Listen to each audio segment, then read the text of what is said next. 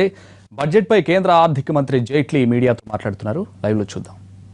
Election Commission suggestion: the maximum you can get from a particular person is 2 lakh rupees. And lastly, in order, 2,000 rupees, I stand corrected. And lastly, this provision for electoral bonds that we have made. This requires a particular amendment to the RBI Act, which I have annexed along with the budget documents. A notified bank would be issuing bonds. Any donor can buy those bonds from the bank by check or digital payment. So it will only be white, clean money, tax-paid money on which bonds can be purchased. These bonds by the donor can be given to the political party. They'll be redeemable within a short period of time, which the scheme will mention. Time will be as short as is pragmatically possible. And they will be redeemable in the notified account of a political party. That means every political party recognized by the Election Commission will have to notify one account in advance to the Election Commission, and this can only be encashed and redeemed in that one account. Now this would involve the donor giving clean money because it will be check paid, and the donee, the party, receiving money in its bank account so that it's also clean money. These bonds will be bearer in character because if the names are disclosed and identities are revealed, then it's as good as issuing a check, which is the present status quo. And the present status quo hasn't worked. Because of the present status quo, donors have preferred cash payment rather than disclosure of their identities. So the present status quo has failed. So you have to experiment a new system. So it's a new system by which we are allowing, the scheme allows 4 methods. Returns will have to be filed, and the method of enforcement is very simple. You don't comply with this regulation, you lose your exemption. Yeah, please. Sir, Arup with Business Standard, congratulations on presenting what has been a very comprehensive budget. So just one small query. You said capital spending is 3.97 lakh crore. How much of that is from budgetary resources and how much of that is from extra budgetary resources? Because as far as the documents show, your capital spending for the coming year is projected as 3.09 lakh crore. So there is some difference, there's some gap there.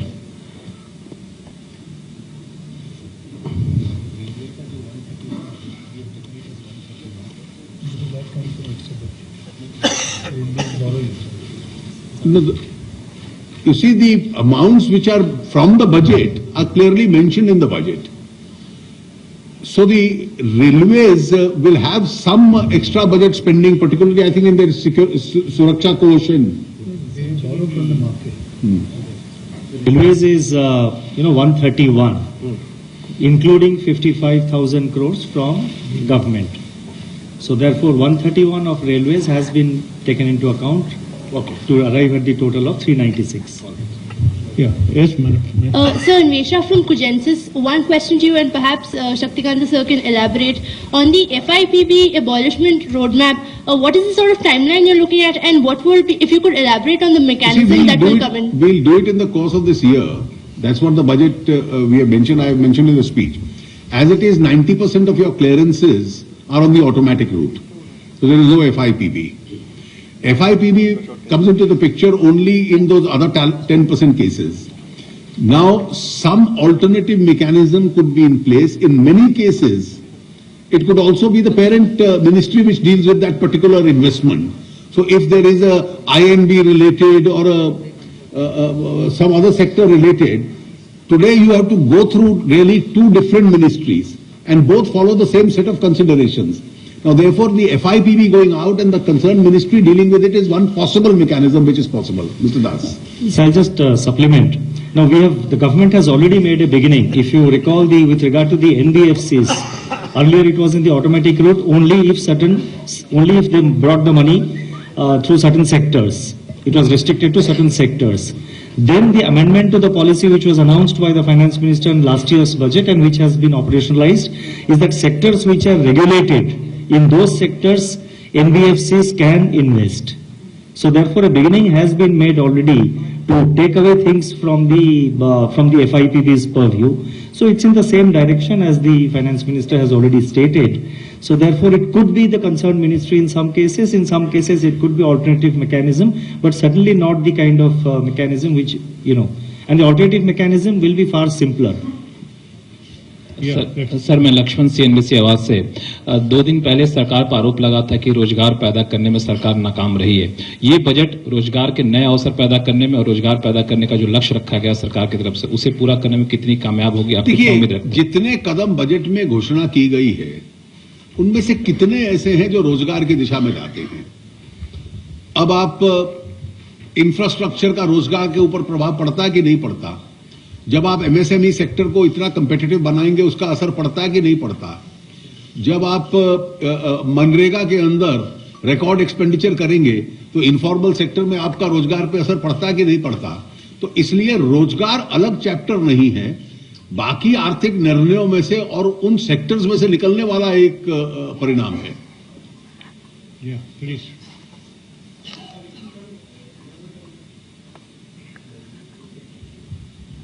Sir, if you can elaborate on the steps taken for reviving the private investment, domestic investment especially, and large-scale investment and Make in India project. What are the steps in reviving the domestic investment? देखिए, as far as reviving private investment is concerned, every reform that we are making and every step we are taking in order to support domestic industry, every step we are taking in order to even allow investment to come in, some of which may have to partner domestic industry, is actually aimed in that direction. Similarly, sectors which have taken a hit on account of the global slowdown, we have been systematically addressing each one of those sectors. There is no one single step which will revive all the sectors collectively. Sir, this is Sharad from the Hindu. Sir, here. Sir, given that you've increased the NPA provisioning limit for the banks, so this year do you expect NPAs to rise significantly? You see, because of the interest being factored in, unless settlements take place and some acquisitions take place, the interest factor itself may result in some increase. Yeah. So hi, I'm Ruchi. And when a comment was made 3 days ago that NPAs have risen, these are NPAs which are legacy issues. What has increased during this period is essentially not the fact that more monies have been given, the fact that the interest has added on. So from ET now, this year we've seen that for next year your fiscal roadmap and you're setting a target of 3.2%. In the past we've seen that rating agencies have not been too kind to any sort of deviation in the fiscal math. What is it that from the government side you'll tell the rating agencies now? How Our are you record speaks for itself. You see, you inherited just 2.5 years ago something which was in the range of 4.6%. And from 4.6% to bring it down gradually year after year, stick to the target. And while sticking to the target, I think what's more important, we haven't stuck to the target by just making budgetary cuts, which was done in the past. We've stuck to the target where 2 years in a row, the REs have been higher than the BEs. And yet we've stuck to the target. I think you should also ask the same question to the rating agencies in China as well. Yeah. Sir Shishir ABP news इधर sir sir जो आपने जो cheque bouncing के मामले में जिस तरह से कॉन्फिस्केट करने की बात की है, संपत्ति जब्त करने की बात की, उसका किस तरीके से प्रोसीजर? देखिए, दोनों अलग विषय हैं। संपत्ति जब्त करने की जो बात की है कि जो लोग इस देश की आर्थिक व्यवस्था का उपयोग करते हैं, फायदा लेते हैं और फिर इस देश से बाहर भाग जाते हैं, इस देश की अदालतों को, इस देश के कानून को, इस देश के जिन लोगों से ऋण लिया है उनको डिफाई करके, और फिर कहते हैं कि मैं नहीं आने वाला हूं। तो उनकी इस देश की आर्थिक व्यवस्था से कमाने की जो क्षमता है उसको रोकना एक वो विषय है। जो चेक बाउंसिंग का विषय है वो उससे थोड़ा सा अलग है। चेक बाउंसिंग का विषय यह है कि जब हम कह रहे हैं कि आप बैंकिंग सेक्टर के माध्यम से, डिजिटलाइज इकोनॉमी से आप व्यवहार कीजिए, तो स्वाभाविक है ट्रेडर्स के लिए विशेष रूप से चेक का रोल रहेगा।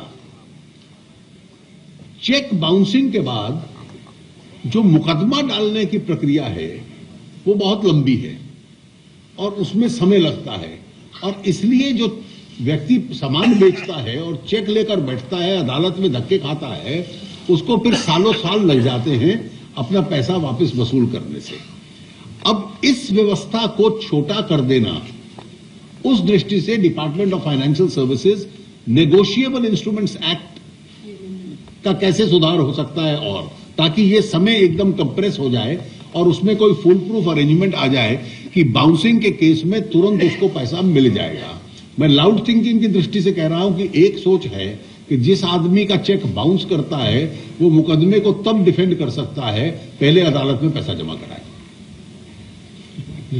Dheeraj from the Economic Times.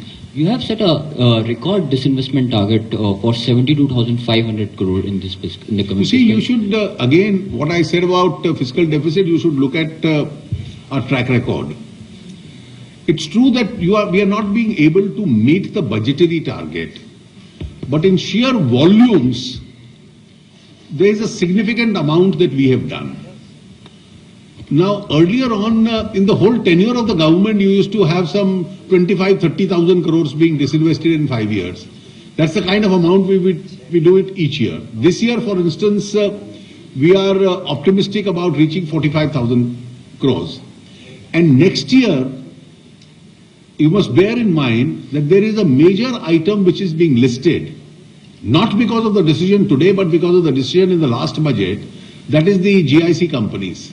And under the SEBI guidelines, all of them have to gradually come down to 74% government holding as a condition of listing itself.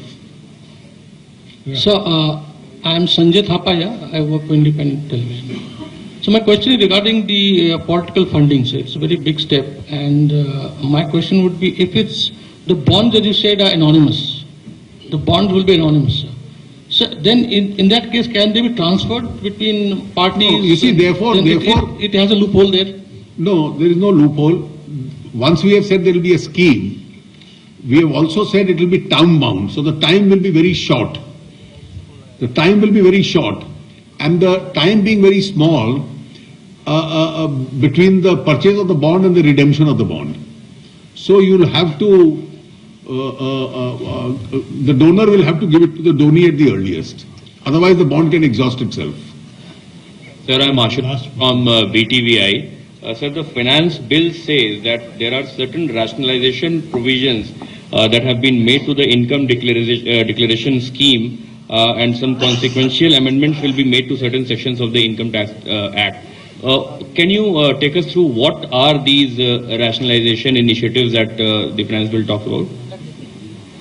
He's saying that to the IDS, is there any rationalization? Where are you reading from? The explanatory memorandum to the finance bill. No, that we'll have to see specific which section they are referring to. Explanatory memorandum, it's a backup data, so I think we'll have to see which section you are referring to. Sir, a question. I understand what he's asking. That provision is with regard to the IDS scheme which we had announced, the first one which we had announced. उसमें ऐसा था कि we had said that we can reopen his assessment for any number of years.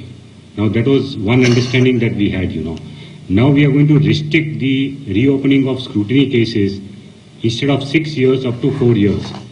In search only, if we find that there is a sort of a asset which is available, the record of any asset which is available on his books, which can be verified easily, for example, the bank deposit detail, or the detail of asset purchased by him which is not accounted for, then we can reopen the cases of scrutiny from 6 years to 10 years. So we are increasing 6 years to 10 years only in specific cases where it is a search which is done now, and we have found some kind of a document that he has an asset which is not accounted for, and then only, and that also that asset should be more than 50 lakhs.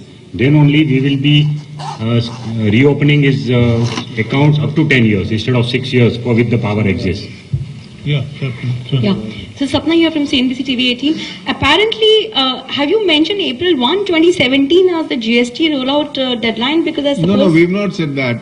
The 1st April 2017 reference only comes in familiarizing the states with the kind of changes. So the deadline is to be fixed by the GST Council, which has already been announced. July 1 as of now. And so one very quick follow-up on the disinvestment side.